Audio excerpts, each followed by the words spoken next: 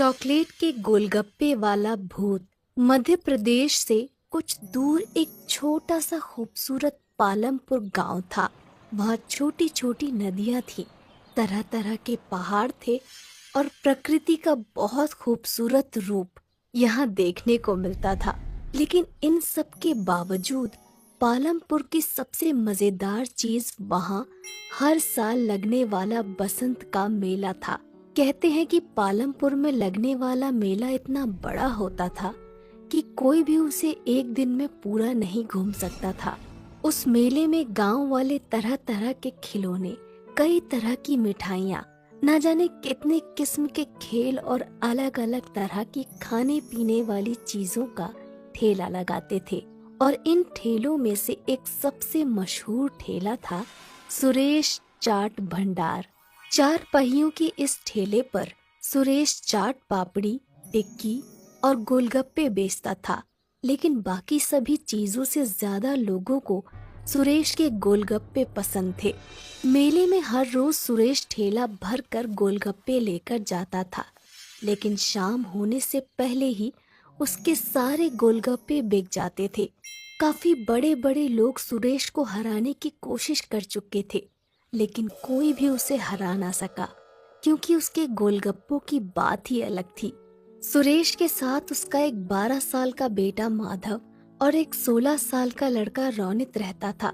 रोनित सुरेश का बेटा नहीं था, पर पिछले साल एक दुर्घटना में अपनी बीवी को खो देने के बाद सुरेश ने अपना हाथ बटाने के लिए रोनित को साथ रख लिया था। रोनित अनाथ था। मेले में सिर्फ एक दिन बाकी रह गया था। सुरेश और रोनित दोनों तैयारियों में लगे हुए थे। सुरेश जल्दी जल्दी गोलगप्पे तल रहा था। तभी उसकी नजर माधव पर जाती है, जो बने हुए गोलगप्पों के साथ कुछ कर रहा होता है। माधव बड़ा ही चंचल होता है। वो गोलगप्पों में कभी कुछ मिला देता तो कभी कुछ। माधव को देखकर सुरेश कहता है, अरे मेरे साइंटिस्ट अब क्या कर रहा है गोलगप्पों के साथ? 1 मिनट पापा। माधव ने गोलगप्पों में थोड़ी सी हल्दी, मिर्च और धनिया डाली, फिर उस पर दही डालकर कहने लगा, ये लो, ये बन गए चटपटे दही वाले गोलगप्पे। जब तू गोलगप्पे बेचेगा ना, तब ये सब नुस्खे अपनाना। अरे माधव पढ़ लिख कर गोलगप्पे क्यों बेचेगा? क्यों? क्या खराबी है? काम इंसान को छोटा बड़ा नहीं बनाता, बल्कि इंसान काम को छोटा बड़ा बनाता है। अच्छा, मतलब ये गोलगप्पों में मिर्च धनिया भरकर बड़ा इंसान बन जाएगा? क्या पता बन जाए। तुम्हें पता है, माधव जिस उम्र में है, उस उम्र में एक इंसान का दिमाग सबसे ज्यादा तेज होता है। वो ये सब बातें कर ही रहे होते हैं कि तभी माधव चिल्लाता है, ये देखिए पिताजी, मिट्टी के गोलगप्पे। ये देखकर रोनित हंसने लगता है और कहता है, अगर गोलगप्पे में मिट्टी मिला देना दिमाग है, तो अच्छा है मेरे में कम दिमाग है। अच्छा चुप रहो, वो हरी वाली पोटली लाकर इस पानी में मिला दो। मैं बाहर काम से जा रहा हूँ, आते हुए रात को देर हो जाएगी। ये कहकर सुरेश वहाँ से चला जाता है और रोनित पोटली के पास चला जाता है। वहाँ 2 रंग की पोटलियाँ होती हैं, एक लाल और एक हरी। रोनित गलती से हरी की जगह लाल वाली पोटली उसमें मिला देता है। तभी उसे बाहर से कुछ आवाज आती है और रोनित बिना पानी को देखे ही बाहर चला जाता है। उसने ध्यान ही नहीं दिया कि पानी का रंग हरे की जगह काला हो गया था।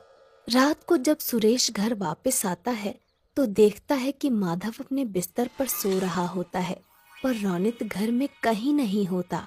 सुरेश को लगता है कि वो काम खत्म करके अपने दोस्तों के साथ खेलने चला गया होगा।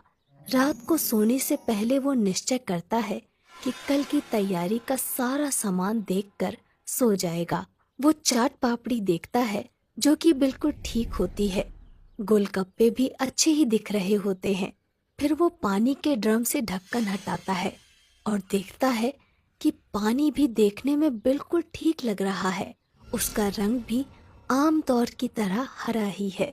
सुरेश चैन की सांस लेता है और सो जाता है। अगले दिन सुबह सुबह सुरेश मेले में अपना ठेला लेकर पहुंच जाता है। सुरेश काफी थका हुआ था क्योंकि रौनित अभी तक वापस नहीं आया था, इसलिए उसे अकेले ही सारा सामान ठेले पर लाद कर मेले में आना पड़ा। वो रौनित से गुस्सा भी था और उसे उसकी फिक्र भी हो रही थी। मेले में खड़ा सुरेश रौनित के बारे में सोच ही रहा था कि उसको एक आवाज आती है, भैया गोलगप्पे दो ना। जी देता हूँ। भैया जैसे पिछली बार खिलाए थे ना, तीखे वाले, वैसे ही देना। सुरेश ने उन्हें गोलगप्पे खिलाए। गोलगप्पे मुंह में रखते ही लड़की ने वापस बाहर निकाल दिया और कहा, ये क्या वाहियात गोलगप्पे हैं। सुरेश चौंक गया। लड़की ये कहकर वहां से चली गई और सुरेश ने एक गोलगप्पे में पानी भरकर अपने मुंह में रखा। उसने फौरन उसे बाहर निकाल दिया क्योंकि गोलगप्पे का स्वाद सचमुच बहुत खराब था। जल्द ही ये खबर पूरे मेले में फैल गई और कोई भी सुरेश से गोलगप्पे लेने नहीं आया। शाम तक एक भी गोलगप्पा नहीं बिका और परेशान होकर सुरेश वापस जाने लगा। वो अपना ठेला खींचता है और वापस जा रहा था कि उसने देखा कि मेले में एक नई दुकान लगी है जहाँ काफी भीड़ है। उसने पास जाकर देखा तो एक नई कंपनी गोलगप्पे बेच रही थी और लोगों की भीड़ वो गोलगप्पे खा रही थी। सुरेश इधर उधर नजर दौड़ा ही रहा था कि उसने देखा कि गोलगप्पे रौनित बेच रहा था। सुरेश समझ गया कि ये वही कंपनी है जो सुरेश को काम पर रखना चाहती थी, पर सुरेश के मना कर देने पर उन्होंने रौनित को पटाकर उसका काम खराब कर दिया। सुरेश कुछ नहीं बोला। उसने अपना ठेला लिया और चलने लगा। उसे इस बात का दुख नहीं था कि उसके गोलगप्पे नहीं बिके, पर इस बात का ज्यादा दुख था कि जिस रौनित को उसने अपने बच्चे की तरह पाला, उसने उसे धोखा दे दिया। यही सोचते सोचते वो घर पहुंच गया। उसे देखते ही माधव बहुत खुश हुआ और बोला, पापा आप इतनी जल्दी आ गए और सारे गोलगप्पे वापस क्यों ले आए? वो बेटा, पता है मुझे, आप इसलिए लाए ना ताकि मैं नए गोलगप्पे बना सकूं। सुरेश ने मुस्कुराकर कहा। हाँ बेटा, जाओ नए गोलगप्पे बनाओ। ये सुनकर माधव खुश हो गया और कुछ गोलगप्पे लेकर वहां से चला गया। सुरेश वहीं बैठकर सोचने लगा कि कैसे अपने गोलगप्पे बेचने का काम दोबारा से शुरू करे। वो ये सब सोच ही रहा होता है कि माधव अचानक उसके सामने आकर कहता है, पापा आ करो। अरे क्यों? आ करो ना। सुरेश ने अपना मुंह खोला और माधव ने एक काला सा गोलगप्पा उसके मुंह में डाल दिया। ये क्या डाल दिया मेरे मुंह में? क्या मिलाया है तूने इसमें? चॉकलेट। अच्छा। ये गोलगप्पे खाकर सुरेश के दिमाग में एक आइडिया आया ही होता है कि तभी माधव कहता है, ये लो पापा, ये भी खाओ। सुरेश मुंह खोलता है। इसमें क्या मिलाया है तुमने? मिट्टी और लाल मिर्च। सुरेश हंसने लगता है और माधव को गले से लगा लेता है। फिर सुरेश पूरी रात अपने कमरे में कुछ करता रहता है। अगले दिन मेले में रौनित के गोलगप्पे बिक रहे होते हैं। तभी एक आवाज आती है, ये क्या खा रहे हो? वहाँ चलो सुरेश के पास, कुछ नए किस्म के गोलगप्पे आए हैं। ये सुनते ही सब सुरेश के पास चले जाते हैं और देखते हैं कि उसके ठेले पर चॉकलेटी रंग के बेहद खूबसूरत और अलग से गोलगप्पे रखे हैं। सब वो गोलगप्पे खाते हैं और सुरेश की बहुत तारीफ करते हैं। तभी रौनित वहाँ आता है और कहता है, तुमने ये कब बनाए? मेरे जिस बच्चे का तुम मजाक उड़ाते थे उसी का आइडिया है ये। ये किसके गोलगप्पे हैं? चॉकलेट के।